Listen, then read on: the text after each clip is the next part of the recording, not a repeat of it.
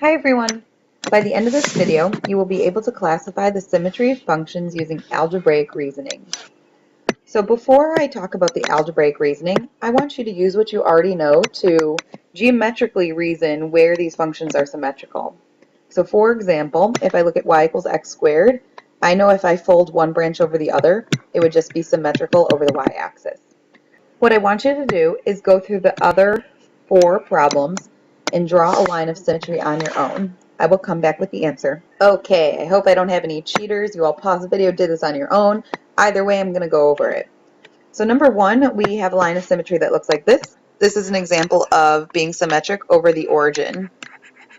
Now, we should be able to get this geometrically, but more specific than just kind of visualizing that if I fold one branch over the other, it would be symmetrical over this line. What it means to be symmetric over the origin is that you have to reflect the pieces over the x and y axis.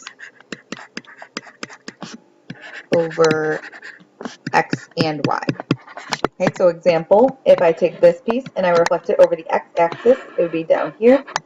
So in order to get it to be symmetrical over the origin, I'd have to reflect it one more time over the y-axis to bring it over here.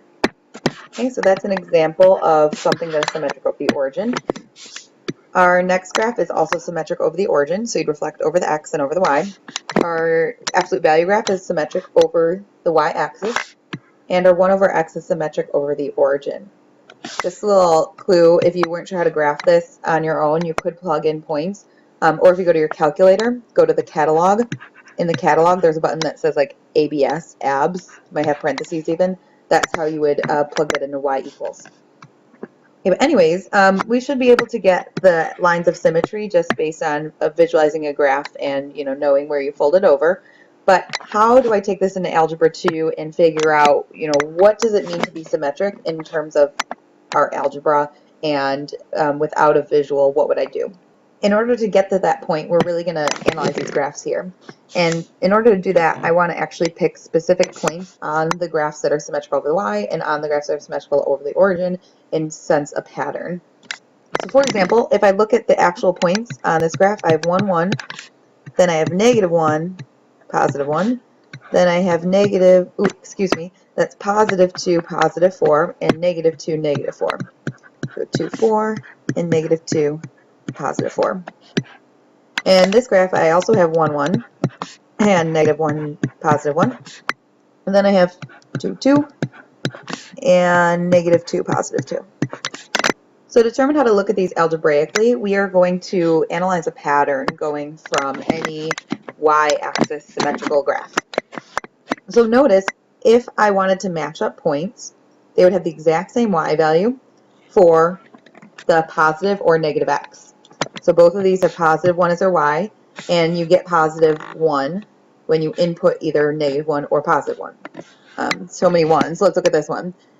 Both of my y values are +4, and my x value to get that could either be plus or -2. Same pattern applies here. So I have 2, 2, and -2, -2. So if I folded one over the other, the y value would stay exactly the same. The x value could be positive or negative to get that y value. So our general rule of thumb is that in order for a graph to be symmetric over the y-axis, whether I input positive x or negative x, I should get the same output. So how I typically write this looks something like this.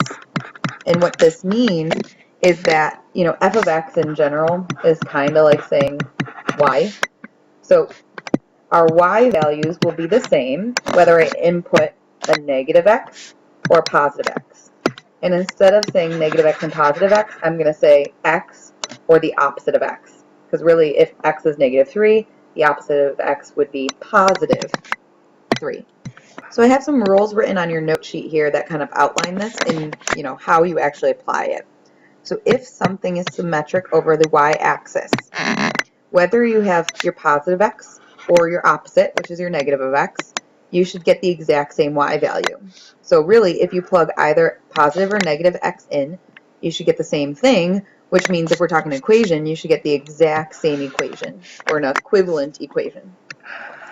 Let's talk origin now. So what pattern do we see here?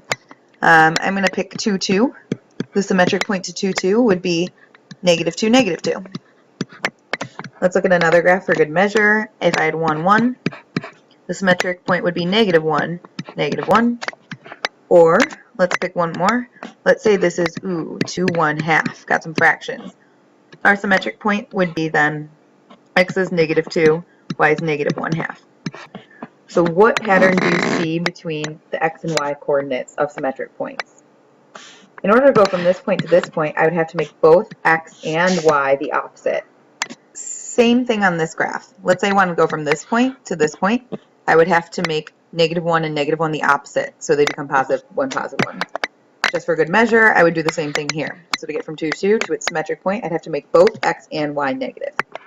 So the general rule of thumb for the origin is written something like this. Ignore the fact that that's disappearing. There it is. The rule is written as f of -x equals -f of x. So what this means is that the function should be exactly the same if you plug in -x and if you plug in -y. That's what this says over here. Because remember, f of x, again, is just like saying y equals.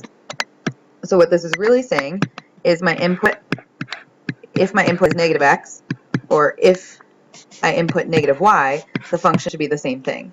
Now we don't write it as y because we're talking functions, so I'm going to leave it as negative of the whole function, which this whole thing means -y. This whole thing means my input is -x. So to talk about what you do algebraically, if something is symmetric to the origin, and you replace x with the opposite and y with the opposite, you should get an equivalent equation. Now the only thing I didn't talk about is what happens if you're symmetric to the x-axis. Let's go draw a graph to figure out why I didn't talk about this yet. So say you have a parabola that looks something like this. Okay, it would be symmetric to the x-axis. If you folded it over, they would match up. Now, why did I not talk about this when I was talking about functions? The answer is because anything that's symmetric to the x-axis will actually not be a function, because it will not pass the vertical line test. But that doesn't mean it can't have symmetry. It's just not a function, it's a relation. So let's talk about how you would figure out if it had x-axis symmetry, or if the relation had x-axis symmetry. So 2 points on this graph are 1, 1, and the other point would be 1, -1.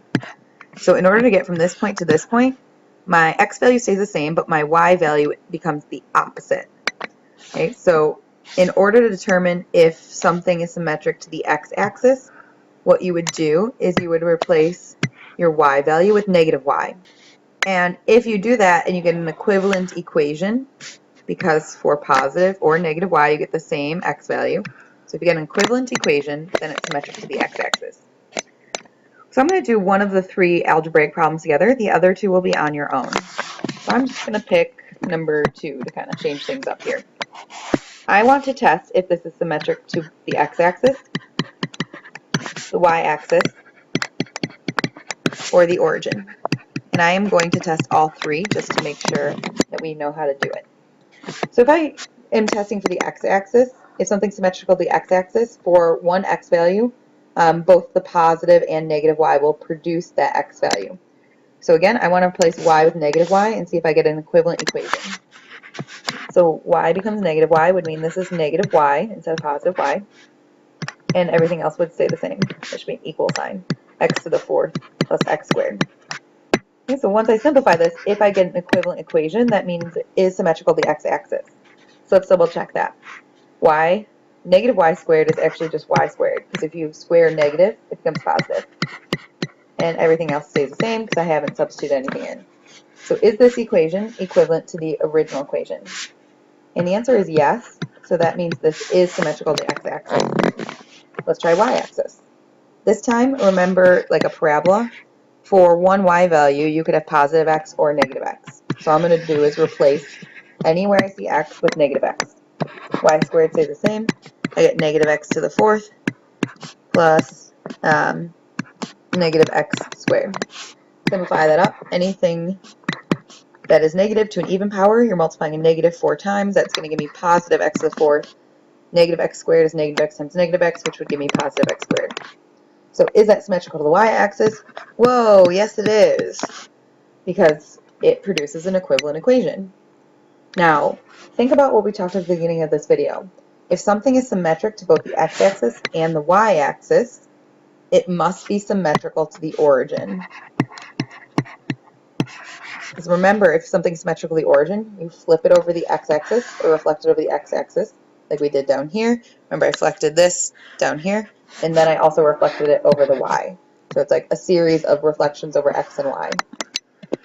Okay, so really, we could test this by plugging in both negative x and negative y, which I'm going to do. But since you've kind of already done that and got an equivalent equation, you can kind of just guess that this is going to be symmetric to the origin. So let's just do that. I'm going to plug in negative y and negative x and make sure that this is an equivalent equation to the original. So again, this becomes y squared, this becomes x to the fourth, this becomes x squared. Since I got the original, it is symmetric to the origin. So it is symmetrical to the x-axis, y-axis, and the origin, and has so much symmetry. And that is how you determine symmetry without a graph and just using your algebraic skills. 1 and 3 are for you to try on your own. Please come to class with questions. Have a good night.